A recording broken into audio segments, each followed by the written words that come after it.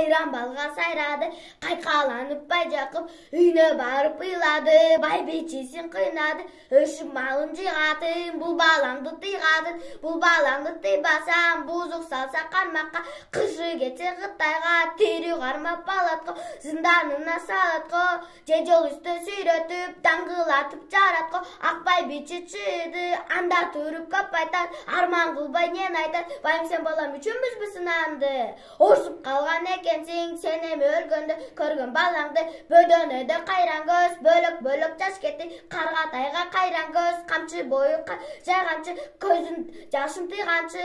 койчу бошу ошпур бар, ошол ошпур келиптир, келген байбиче туруп көрүптү, бөлөк бурду сынанды, ошпур жакып карматты, аты чоң жинди деген баланы чыырды ыйлап чыйкырды, моюна курду сыланды,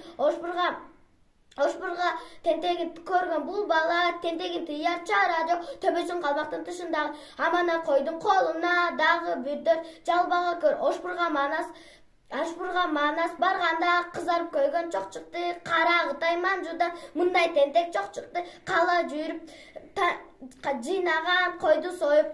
той кылды, торпок минип топодон толгон бала жоголду, чоң жиндиге көп үйү бөлгөн бала жоголду, эй